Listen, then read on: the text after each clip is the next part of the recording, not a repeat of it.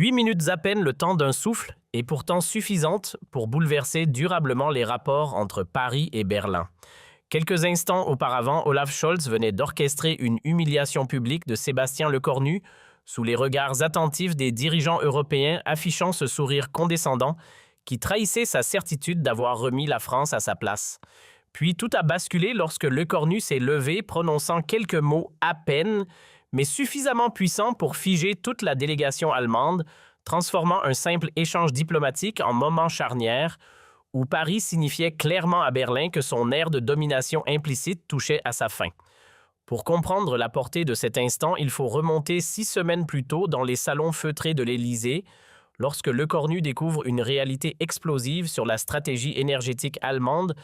une vérité capable d'ébranler toute l'Union européenne. Le 15 août 2025 à 14h30, sous une chaleur étouffante qui écrasait Paris, le Premier ministre examinait un dossier hautement confidentiel remis par la DGSE, alors que le pays se remettait difficilement de tensions sociales et que son économie tentait de repartir. Ce document allait tout changer. « Monsieur le Premier ministre, ce que vous allez lire est troublant », avertit le chef du renseignement. Les révélations étaient stupéfiantes pendant que l'Allemagne donnait des leçons d'indépendance énergétique à l'Europe. Face à la Russie, elle négociait discrètement de nouveaux accords gaziers avec Moscou via des intermédiaires chinois. Lecornu releva la tête incrédule, murmurant « Vous voulez dire que… » avant d'entendre la confirmation sans détour pendant que Scholz prônait les sanctions Berlin,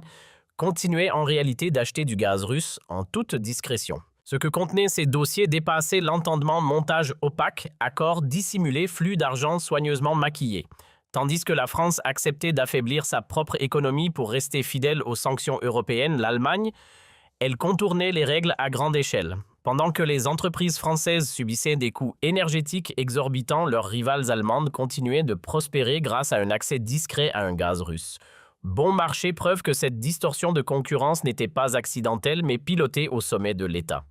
Cette nuit-là, Sébastien Lecornu ne trouva aucun repos arpentant les jardins de Matignon absorbés par une colère froide et une détermination nouvelle pensant aux industriels français contraints de fermer leurs usines, incapables de rivaliser avec des concurrents bénéficiant d'avantages cachés, mais aussi à ces millions de citoyens écrasés par des factures énergétiques démesurées pendant que, de l'autre côté du Rhin, la situation semblait miraculeusement plus clémente et surtout à cette Europe à deux vitesses où certains imposaient des principes qu'il s'empressait de contourner. Le 20 août, il décida d'agir et réunit en urgence ses plus proches collaborateurs parmi lesquels Bruno Le Maire, Catherine Colonna et Gérald Darmanin dans une ambiance tendue où chaque mot pesait lourd. D'une voix posée mais ferme, Lecornu annonça qu'il détenait désormais des preuves irréfutables, montrant que Berlin trompait l'Europe depuis des mois, prônant publiquement les sanctions contre Moscou, tout en poursuivant des échanges discrets avec la Russie, ajoutant que cette duplicité ne pouvait plus durer. Le maire tenta de tempérer la situation, rappelant que l'Allemagne restait un partenaire économique majeur, et qu'une attaque frontale pourrait avoir des conséquences graves, mais Lecornu coupa court, soulignant que cette partenaire menait en réalité une offensive économique silencieuse en sapant l'industrie française et en imposant des règles qu'elle ne respectait pas elle-même, affirmant qu'il était temps de faire éclater la vérité. Colonna exprima alors son inquiétude, redoutant qu'une accusation aussi directe ne fasse vaciller toute la construction européenne, mais Lecornu imperturbable répondit que cette construction était déjà fissurée depuis longtemps, qu'un pays dictait ses normes tout en s'en affranchissant et qu'un tel modèle fondé sur l'hypocrisie ne méritait tout simplement pas de perdurer. Les jours qui suivirent furent d'une intensité presque irréelle, chaque heure apportant son lot de révélations,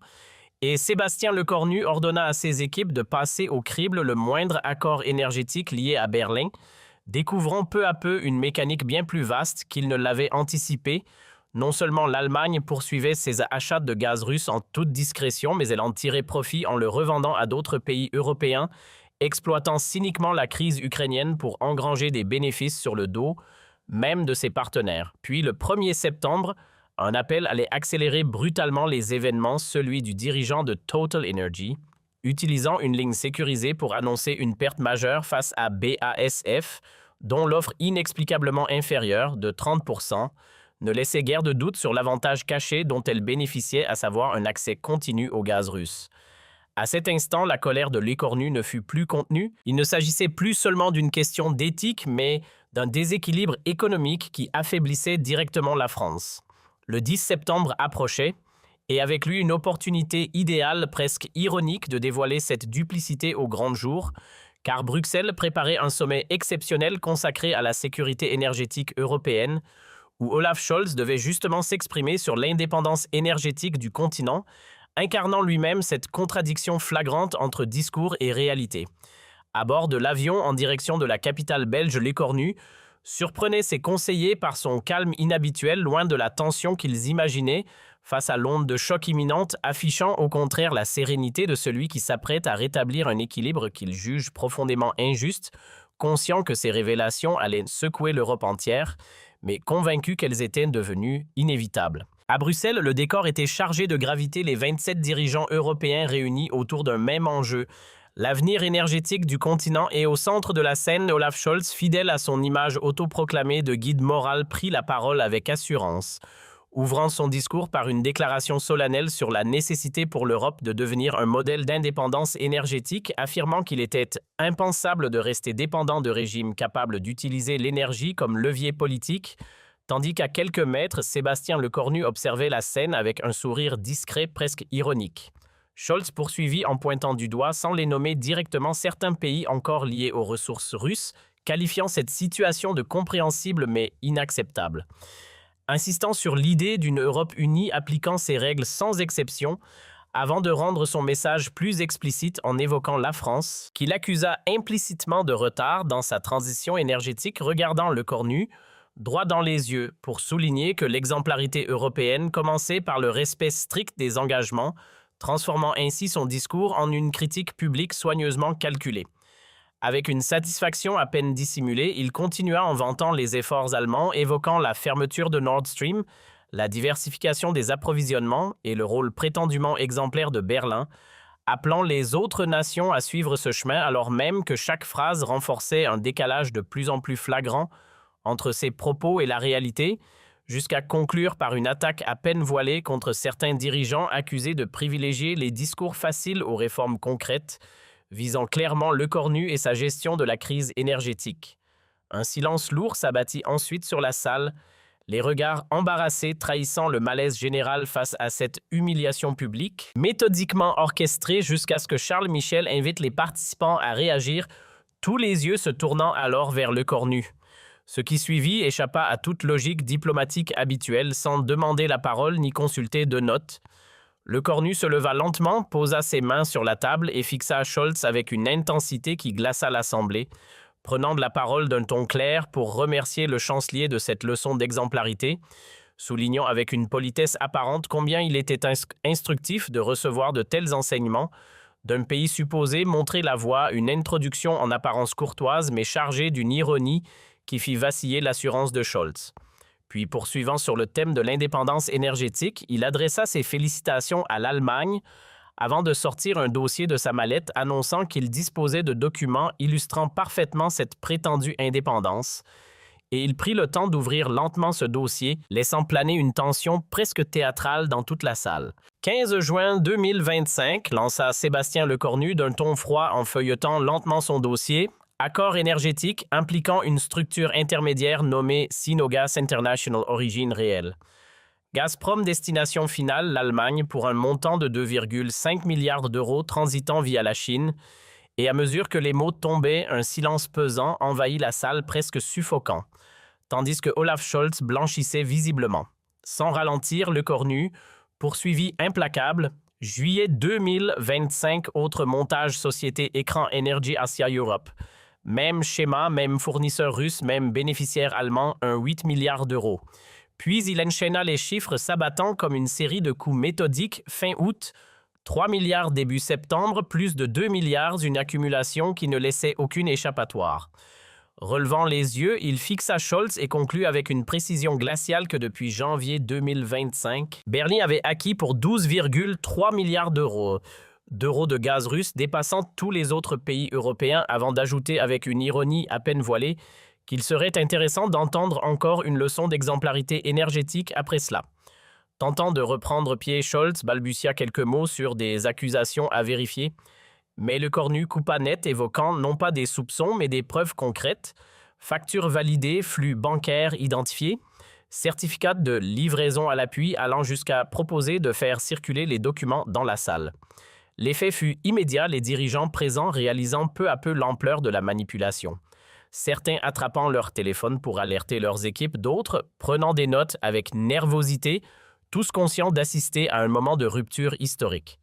Mais Lecornu n'avait pas terminé, ajoutant avec un calme presque déconcertant que pendant que l'Allemagne sermonnait l'Europe sur les sanctions contre Moscou, elle revendait ce même gaz russe aux autres pays avec une marge avoisinant les 40%, transformant ainsi une crise géopolitique en opportunité commerciale, avant de conclure d'une phrase tranchante que le chancelier n'était pas seulement complice de Vladimir Poutine, mais agissait en véritable distributeur de son énergie en Europe. Cette déclaration déclencha une onde de choc immédiate, le chef du gouvernement polonais se levant pour demander si cela signifiait que leur pays avait payé du gaz russe déguisé en produit allemand rapidement rejoint par le président tchèque dénonçant une tromperie flagrante, tandis que l'indignation gagnait toute la salle. Scholz tenta encore de reprendre le contrôle en appelant à la prudence, mais Lecornu sans céder répondit que tout avait déjà été vérifié et documenté, rappelant que pendant que Berlin donnait des leçons à l'Europe, ses entreprises concluaient discrètement des accords avec Moscou et contournaient systématiquement les sanctions qu'elle imposait aux autres. « Et si je vous révélais la partie la plus révélatrice ?» lança Sébastien Lecornu avec un sourire glacial avant de dévoiler que l'Allemagne avait engrangé plus de 5,2 milliards d'euros en redistribuant du gaz russe à ses partenaires européens, transformant ainsi le conflit ukrainien en véritable levier de profit allant jusqu'à suggérer que certains avaient su tirer avantage d'une guerre qui coûtait des vies. L'impact de ces mots fut immédiat, comme une onde de choc traversant la salle, tandis que Volodymyr Zelensky, connecté en visioconférence, apparaissait profondément atteint,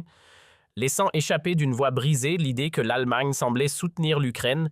tout en alimentant indirectement son adversaire, une contradiction qui suspendit toute réaction dans un silence lourd de sens. Mais Lecornu poursuivit, refusant de relâcher la pression en déplaçant le débat vers la question de la concurrence économique, interrogeant directement Olaf Scholz sur les raisons de la résilience industrielle allemande malgré la crise énergétique avant d'apporter lui-même la réponse, un accès à une énergie bien moins coûteuse, jusqu'à 60% inférieure à celle payée par ses voisins européens grâce à des accords dissimulés avec Moscou. Il brandit alors un nouveau document, un rapport confidentiel émanant de la Commission européenne dont la conclusion était sans appel. L'Allemagne perturbait l'équilibre du marché en bénéficiant d'un approvisionnement privilégié en énergie russe à bas coût, chaque phrase renforçant un peu plus l'effondrement de sa crédibilité. Lecornu souligna que pendant que de nombreuses entreprises françaises disparaissaient, incapables de supporter des prix énergétiques élevés, leurs équivalents allemands prospéraient grâce à ces avantages occultes, puis après une brève pause porta le coup final en affirmant que la faute ne se limitait pas à une trahison envers l'Ukraine, mais s'étendait à l'ensemble du projet européen. Face à ces accusations, Scholz apparaissait totalement dépassé, vidé de toute capacité de réponse, tandis que ses conseillers murmuraient sans parvenir à inverser la situation, tant les révélations étaient massives et ne laissaient aucune place à la contestation ou à l'atténuation. Puis Lecornu reprit sans hausser le ton, mais avec une dureté qui glaçait l'air. « À présent, monsieur le chancelier, j'aimerais vous soumettre quelques interrogations. Comment nomme-t-on un État qui distribue des leçons de vertu alors qu'il prospère dans le vice? Quel mot convient à un allié qui trompe les siens tout en leur reprochant un manque d'intégrité? Et comment qualifier un responsable politique qui alimente discrètement le conflit qu'il prétend condamner? » Chaque formule tombait avec la solennité d'un verdict. Puis il trancha lui-même ce comportement, dit-il, portait un nom limpide, celui d'une hypocrisie méthodique presque industrielle, structurée jusqu'aux plus hauts étages du pouvoir allemand. Se redressant davantage encore, il poursuivit avec une autorité nouvelle, si Berlin voulait faire la leçon à Paris, qu'elle commence donc par s'imposer à elle-même les règles qu'elle exige des autres. Si elle prétendait incarner la morale européenne, qu'elle rompe d'abord avec son rôle de relais économique de Vladimir Poutine. Lecornu ajouta alors que la France refusait désormais d'être rappelée à l'ordre par un pays qui faussait massivement les règles communes et qu'elle n'acceptait plus d'être publiquement rabaissée par un partenaire qui affichait l'amitié devant les caméras, tout en frappant dans l'ombre. Vint ensuite la décision la plus brutale énoncée sans hésitation. Paris suspendait sur le champ l'ensemble de ses accords énergétiques avec l'Allemagne. Il n'y aurait plus de coopération avec un État accusé de soutenir indirectement l'ennemi commun, plus d'échanges avec un acteur soupçonné d'organiser une concurrence déloyale et plus aucune négociation avec un dirigeant présenté comme capable de mentir à ceux qu'il appelle ses alliés. La phrase à peine prononcée, la salle bascula dans une agitation incontrôlable comme si l'ordre diplomatique venait de se fissurer sous les yeux de tous. Jamais, auparavant, un État européen n'avait publiquement coupé ses liens énergétiques avec l'Allemagne et en quelques secondes, l'équilibre de l'Union semblait vaciller en direct. Olaf Scholz tenta une ultime réaction amorçant une défense hésitante, mais Sébastien Lecornu l'arrêta net d'un simple geste, affirmant que les faits avancés étaient étayés, vérifiés, incontestables, et lançant un défi aussi simple qu'impossible si Berlin niait qu'elle rende publics ses propres accords énergétiques et prouve sa transparence devant le monde entier, ce que l'Allemagne ne pouvait évidemment pas faire sans se condamner elle-même. Scholz se retrouvait pris au piège, exposé, discrédité sous les regards européens. Lecornu se tourna alors vers l'Assemblée, déclarant que le moment était décisif. Soit l'Europe continuait à tolérer les faux-semblants allemands, soit elle choisissait enfin l'exigence de vérité pour tous ses membres. Avant de se rasseoir, il lança une dernière pique redéfinissant ce qu'il appelait le véritable populisme, promettre l'indépendance tout en restant dépendant de la Russie, prêcher la morale tout en la contredisant, prétendre guider l'Europe tout en la trahissant. Puis il se tut. Le silence qui suivit sembla suspendre le temps jusqu'à ce que quelques applaudissements timides émergent rapidement, amplifiés en une ovation généralisée qui laissa seule la délégation allemande dans un isolement total. Dans les heures suivantes, la scène prit une dimension historique dépassant toutes les anticipations. L'Union européenne venait de subir un choc majeur, révélant que son prétendu modèle moral n'était autre que son principal tricheur. Les médias s'emparèrent immédiatement de l'affaire, de Le Figaro dénonçant une trahison européenne à El País, analysant un mensonge énergétique, tandis que The Guardian évoquait un scandale retentissant à Berlin. Pourtant, c'est en Allemagne que l'impact fut le plus violent Die Welt, parlant d'une crise de crédibilité inédite depuis des décennies.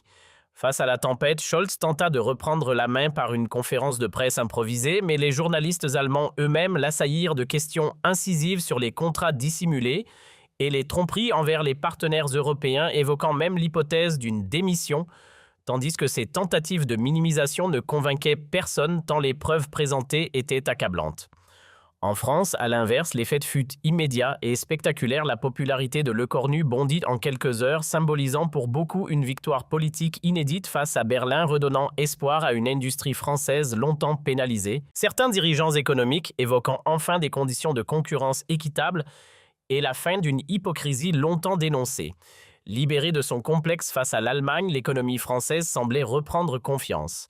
Mais le phénomène le plus marquant se produisit à Bruxelles, où d'autres États encouragés par cette prise de position commencèrent à réclamer des comptes. À Berlin, la Pologne exigeant des compensations pour le gaz russe revendu sous étiquette allemande, tandis que l'Italie appelait à un audit complet des contrats énergétiques allemands. Très vite, les réactions se multiplièrent à travers l'Europe et les Pays-Bas appelèrent à une transformation radicale de la politique énergétique commune, tandis qu'une semaine après le choc de Bruxelles, Olaf Scholz tenta de reprendre l'initiative en promettant plus de transparence sur les accords énergétiques allemands. Mais le mal était déjà fait, sa parole ne pesait plus rien, son autorité s'était effondrée.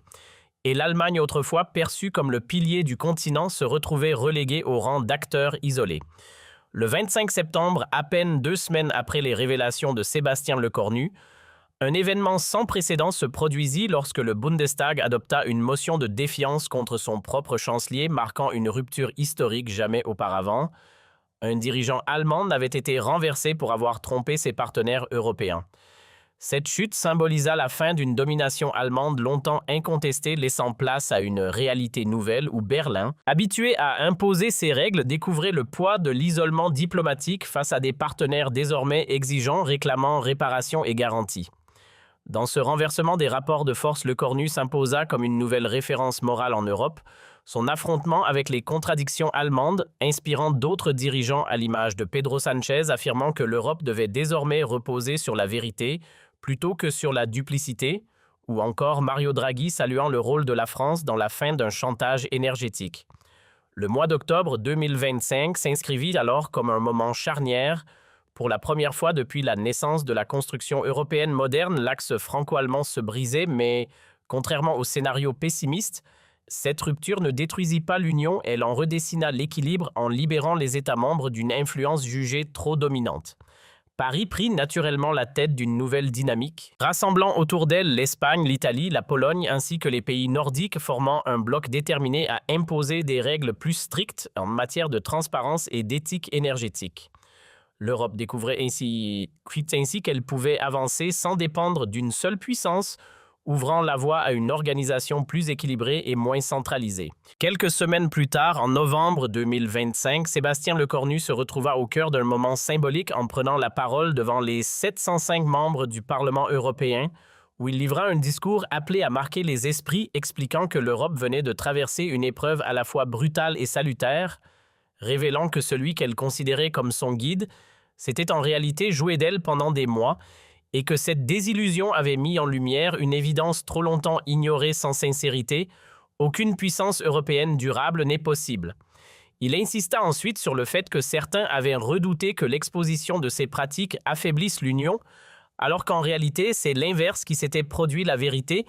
ayant libéré les consciences, la probité,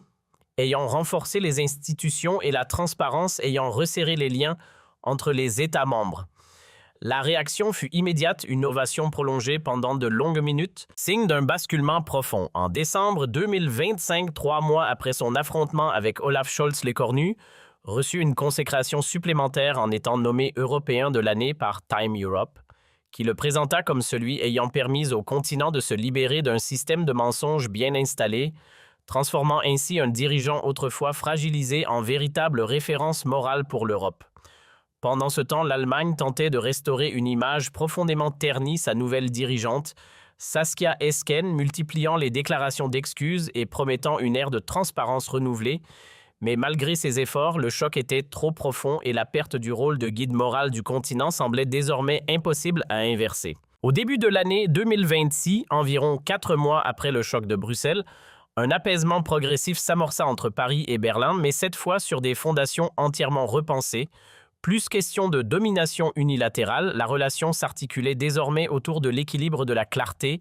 et d'un engagement assumé envers la vérité, marquant ainsi l'émergence d'une Europe libérée de son ancien centre de gravité. Le 15 février 2026, scène encore inimaginable peu de temps auparavant, Sébastien Lecornu fut accueilli à Berlin avec tous les honneurs par la nouvelle chancelière Saskia Esken. Un geste fort symbolisant l'acceptation par l'Allemagne de ce nouvel équilibre continental où elle n'était plus dominante mais simplement l'un des acteurs parmi d'autres. Devant le Bundestag, Lecornu prononça alors un discours marquant affirmant que la coopération franco-allemande pouvait renaître mais uniquement sur des bases d'égalité réelle, de transparence assumée et de respect mutuel. Rappelant que le temps où une seule nation imposait sa volonté à l'ensemble du continent appartenait désormais au passé et que l'avenir devait se construire entre partenaires sur un pied d'égalité. Les applaudissements nourris des députés allemands scellèrent symboliquement la fin d'une ère et l'ouverture d'un nouveau chapitre européen dans lequel la France, portée par l'audace de Lecornu, retrouvait un rôle central. Aujourd'hui encore, les analystes et historiens identifient un instant précis comme point de bascule 14h47, le 10 septembre 2025, lorsque dans une salle bruxelloise, un chef du gouvernement français se leva pour accuser ouvertement l'Allemagne de ne pas se limiter à une complicité, mais d'agir comme un véritable intermédiaire énergétique pour Vladimir Poutine. Ce moment a marqué une prise de conscience collective. La vérité, lorsqu'elle éclate, peut renverser les récits dominants et cette fois, elle venait de France. 8 minutes seulement, mais 8 minutes qui ont redéfini le destin européen, restauré la fierté française et inscrit Lecornu dans l'histoire comme celui qui avait mis fin à une ère d'ambiguïté allemande. Ces 8 minutes, Olaf Scholz ne les a jamais réellement laissées derrière lui. Désormais retiré de la vie politique, il sait que l'histoire retiendra surtout son nom comme celui du dirigeant ayant précipité la perte de crédibilité allemande en Europe. Mais ce moment n'était en réalité que le début d'un enchaînement bien plus profond, car dans l'ombre, les révélations de Sébastien Lecornu avaient déclenché une investigation discrète au cœur même des institutions européennes,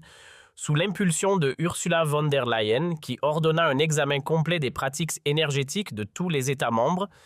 et ce que ces équipes mirent au jour dépassa largement le cas allemand, comme le confirma un rapport préliminaire reçu à Bruxelles quelques jours après le choc initial, révélant que des mécanismes similaires existaient aussi en Autriche, aux Pays-Bas et en Belgique. Signe que cette duplicité n'était pas isolée mais profondément enracinée. Avant qu'un élément encore plus troublant n'apparaisse, certains responsables européens eux-mêmes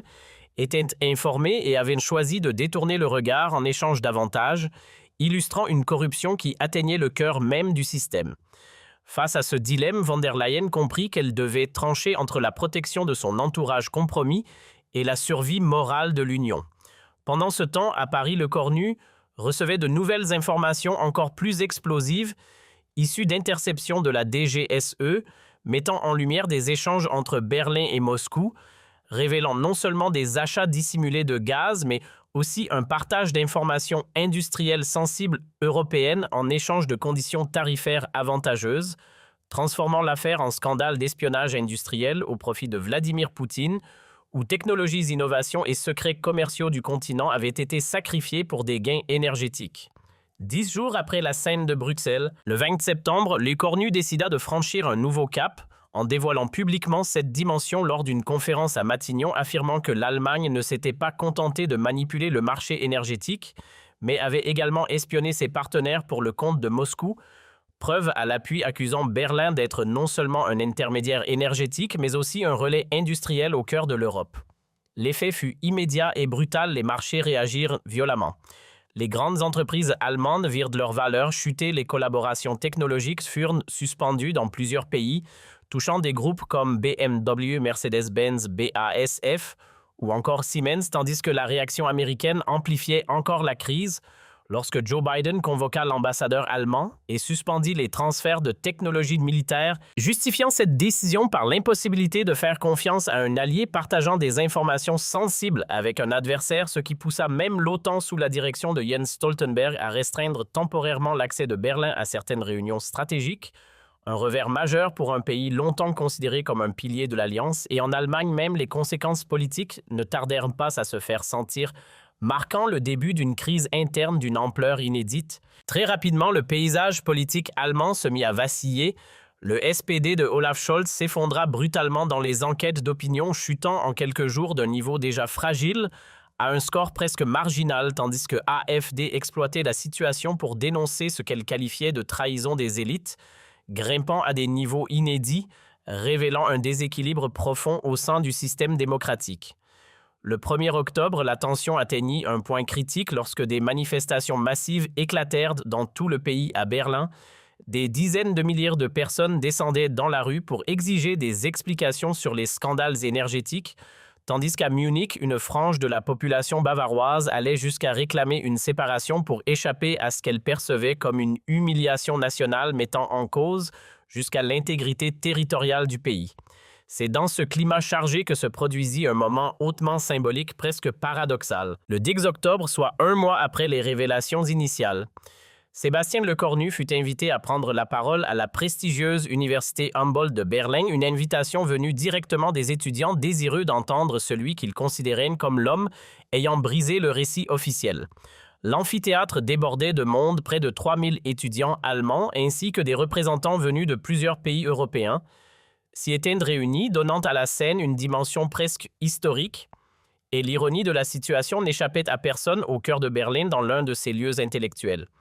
Les plus emblématiques, c'était un responsable français qui venait dispenser une leçon de morale à l'Allemagne. Sous une salve d'applaudissements, Sébastien Lecornu prit la parole face aux étudiants en annonçant qu'il souhaitait aborder une question qui dépassait les frontières nationales, le destin de l'Europe,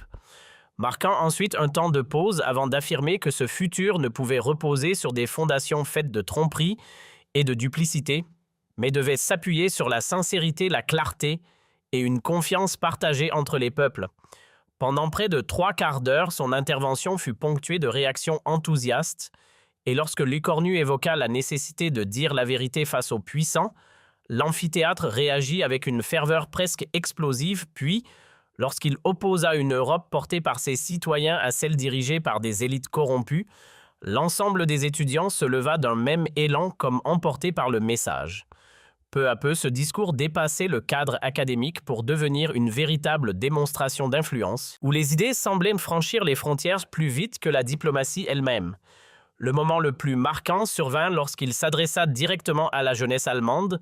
leur rappelant qu'ils n'étaient pas comptables des fautes de leurs dirigeants, mais qu'ils portaient la responsabilité de l'Europe à venir, leur posant alors un choix sans détour entre une Europe fondée sur le mensonge ou sur la vérité, entre un système corrompu ou un modèle intègre. La réponse fut immédiate et collective, scandée avec force, ils choisissaient la vérité et l'intégrité.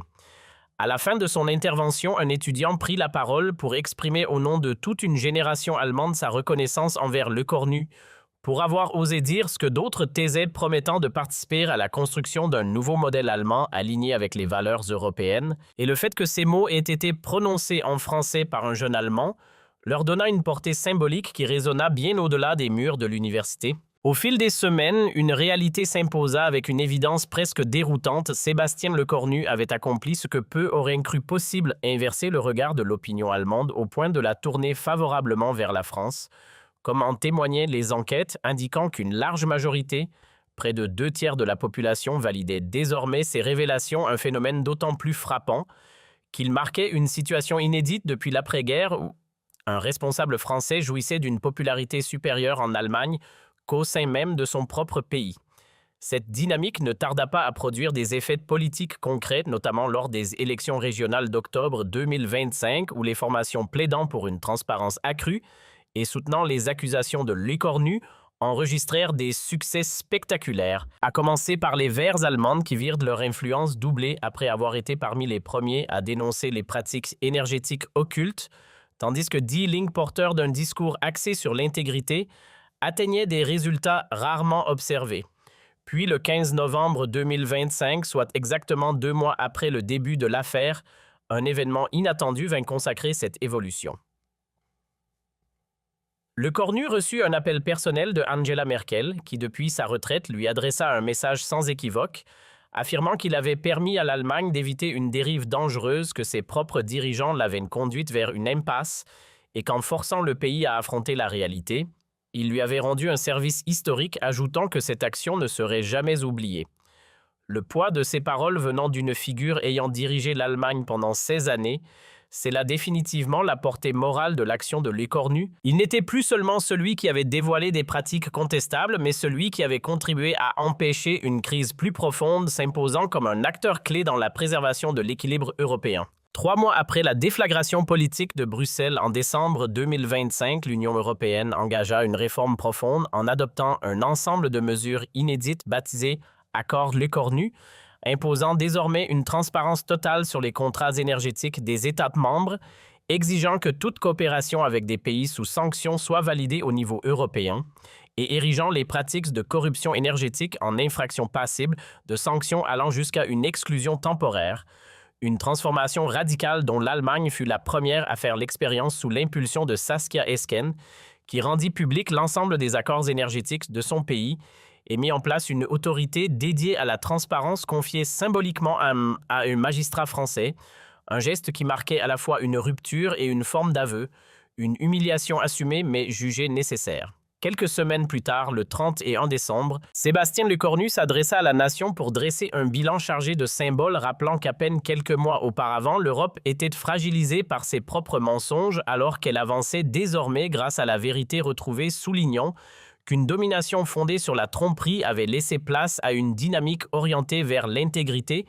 et que la France, autrefois mise en difficulté, s'était imposée comme une référence morale.